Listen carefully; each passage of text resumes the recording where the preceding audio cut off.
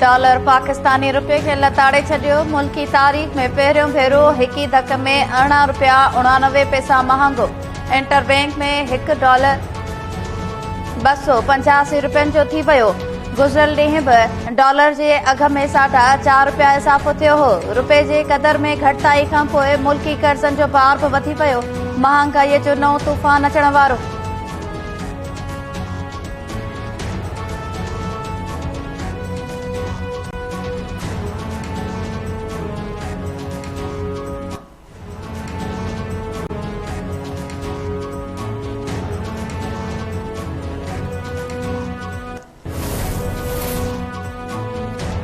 IMF की एक वधीक फरमाइश पूरी।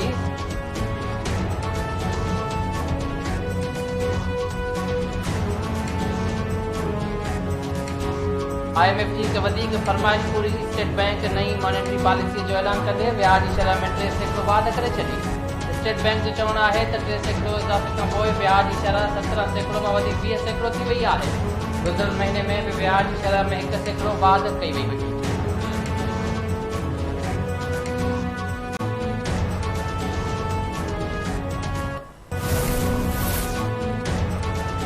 नाणे वारे वज़ीर मुल्क जे डिफॉल्ट थियण जी ख़बरुनि खे रद्द करे छॾियो। इसहाक डार चयो आहे त पाकिस्तान मुख़ालिफ़ मुल्क जे डिफॉल्ट थियण जूं ख़बरूं पखेड़े रहिया आहिनि। परॾेही अदायगियुनि बावजूदि स्टेट बैंक जी नाणे जी मटा सटा वारनि ज़ख़ीरनि में इज़ाफ़ो थियो आहे। IMF सां ॻाल्हियूं मुकमल थियण वारियूं आहिनि। ईंदड़ हफ़्ते स्टाफ लेवल मुआहिदो थी वेंदो। वज़ीर-ए-आज़म शहबाज शरीफ़ सां army chief general Asim Munir की मुलाक़ात। क़ौमी सलामती ऐं ॿियनि मामलनि ते ख़्यालनि जी ॾे वठि कई वई।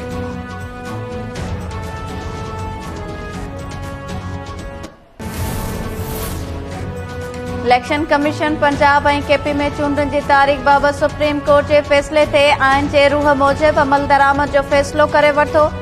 चीफ इलेक्शन कमिश्नर जी सदारत हेठि इजलास में अदालती फ़ैसिले जो जाइज़ो। ज़रियनि मूजिबि इजलास में फ़ैसिलो कयो वियो त पंजाब में चूंडनि जी तारीख़ बाबति सदर ऐं KP में इलेक्शन बाबति गवर्नर सां राब्तो कयो वेंदो।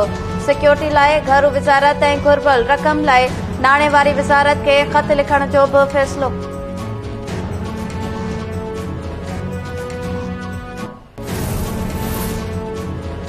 सिंध में धाड़ेलनि जी इंडस्ट्री मौजूद आहे। मुग़वी वॾनि माण्हुनि जी सेक्रेटरीज़ खे पैसा ॾेई बाज़ियाब थियनि था।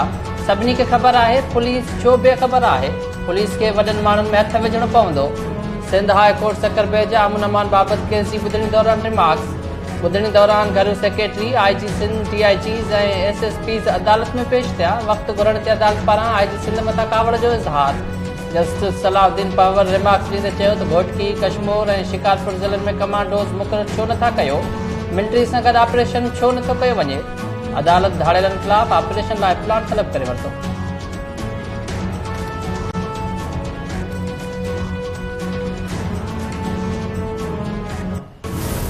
देश मेरे से मांग रहे हैं। ये जाहिर है कि एक ऐसा काम है जो कलेक्टिवली सारे जितने इसमें कंसर्न एलिमेंट है उनको एक ही पेज पे लाके फिर डेट दी जा सकती है। मैं ऑन माई ओन उसका डेट दे दूं ये मुनासिब नहीं है। नेचुरली मुझे गवर्नमेंट से भी कंसल्ट करना है। इस पे अगर आर्मी ऑपरेशन करती है तो नेचुरली उनको भी एक पेज पे लाना होगा। तो ये जाहिर प्रपोजल बनेगा और ये सारी चीजें तभी होती हैं जब एक कानून है, उस कानून के बेसिस पे आप आर्मी को कॉल करते हैं। आप 10-15 साल पीछे चले जाए, यहाँ पे कन्वाइस चलती थी।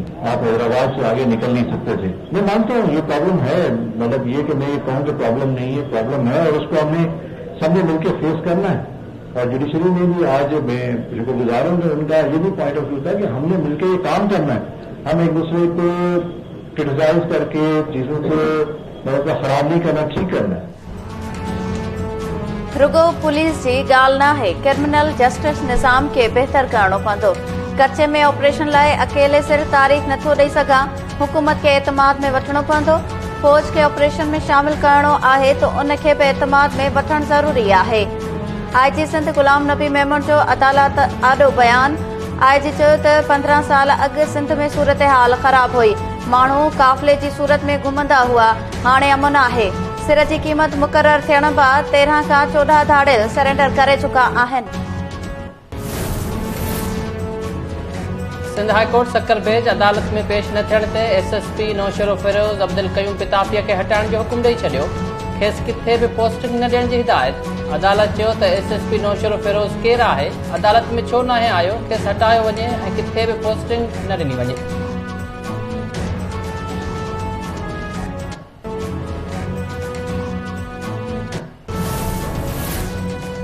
वज़ीर आज़म शहबाज शरीफ़ मुल्क में 23 जनवरी ते थियल बिजली जे टिखे ब्रेकडाउन जे ज़िम्मेवारनि खे सज़ा ॾियण जी हिदायत करे छॾी। लाइन लासिस ऐं बिजली चोरी कंदड़नि ख़िलाफ़ सख़्त कार्रवाई जी हिदायत। वज़ीर आज़म शहबाज शरीफ़ जी सदारत हेठि वफ़ाक़ी काबीना जे इजलास दौरान 23 जून 2023 ते मुल्क में थियल बिजली जे ब्रेकडाउन बाबति रिपोर्ट पेश कई वई। इंसानी गफ़लत ऐं बिजली जे निज़ाम में मौजूद ख़राबियूं बुनियादी सबब करार। वज़ीर आज़म चयो त बिजली जे ब्रेकडाउन जी ज़िम्मेवारनि खे सख़्त सज़ा ॾिनी वञे। निज़ाम में मौजूद ख़ामियुनि जी निशानदही पहिरियां छो न कई वई। ज़रियनि मूजिबि वफ़ाक़ी काबीना जे इजलास दौरान पंजाब ऐं KP में चूंडनि वारनि मामलनि ते बग़ौर वीचार कयो वियो।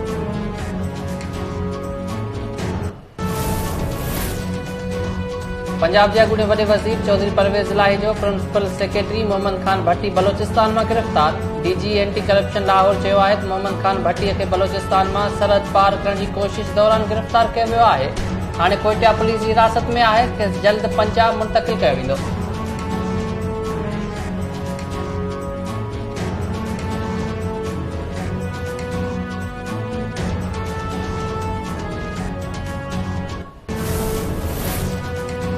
सिंध में डिजिटल आदमशुमारी जो ॿियो ॾींहुं।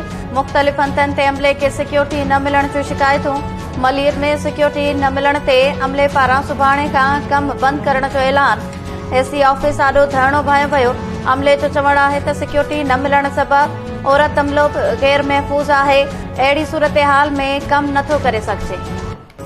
हर हिसाब से मर्दमशुमारी को साफ, शफाफ और आपके मुल्क में जो डायनामिक्स है उसको देखकर किया जाए। कोई ऐसे नताइज ना है जिससे किसी भी शख्स को, किसी भी पॉलिटिकल पार्टी को कोई एतराज हो।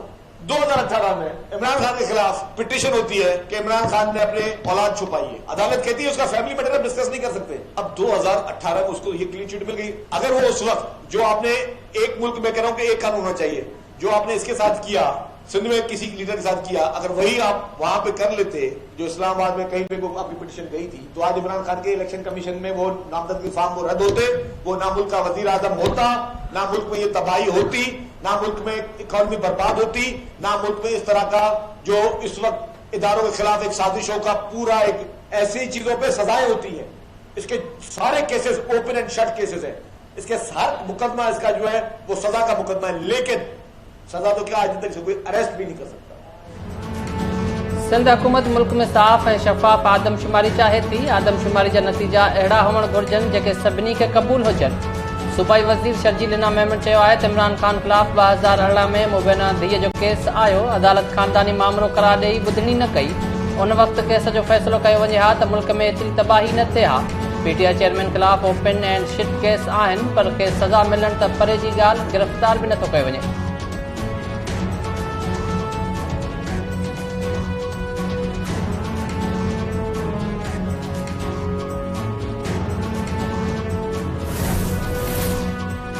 SUP जो सक्कर मां कराची लाइ निकितल पैदल मार्च सकरण पहुची वियो।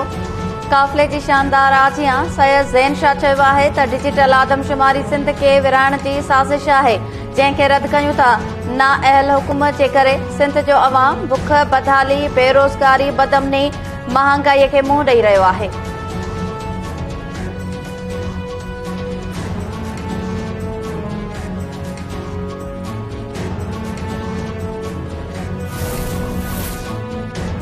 हुकूमत कराची वासियुनि मथां बिजली किराइण जो फ़ैसिलो करे वरितो। बिजली जी फ़ी यूनिट में 3 रुपया 21 पैसा वाध जूं तयारियूं। वाफ़ेदारनि लाइ बिजली जो हिकु जहिड़ो अघु लागू थींदो। 100 यूनिट ते 1 रुपयो 4 पैसा ऐं 700 यूनिटनि ताईं 3 रुपया 2 पैसा ताईं वाध थींदी। कमर्शियल वाफ़ेदारनि लाइ बिजली जो फ़ी यूनिट 4 रुपया 45 पैसा महांगो कयो वेंदो।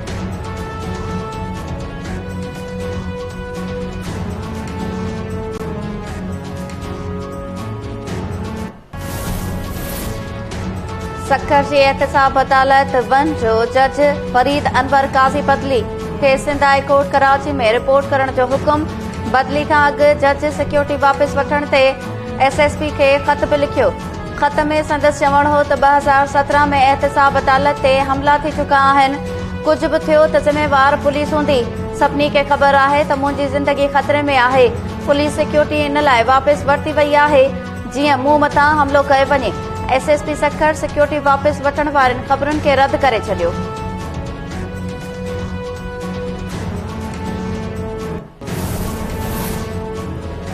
इस्लामाबाद हाई कोर्ट इस्लामाबाद में 120 ॾींहनि अंदरि मकानी चूंड कराइण जो हुकुम ॾेई छॾियो। अदालत इंट्रा कोर्ट अपीलनि ते फ़ैसिलो ॿुधाईंदे दरख़्वास्तूं पिलाए छॾियूं। अदालत हुकूमत खे वफ़ाक़ी राजधानी में तकबंदियुनि वारो मसइलो जल्द हल कंदे 120 ॾींहनि में चूंड कराइण जो हुकुम ॾिनो।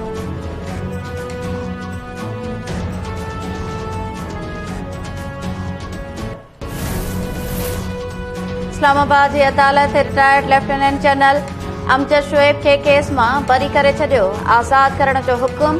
Retired lieutenant general Amjad Shoaib खे पुलिस 27 फ़रवरी ते इस्लामाबाद पुलिस गिरफ़्तार कयो हो। अदालत दलील ॿुधण बाद retired lieutenant general Amjad Shoaib खे केस मां बरी कयो।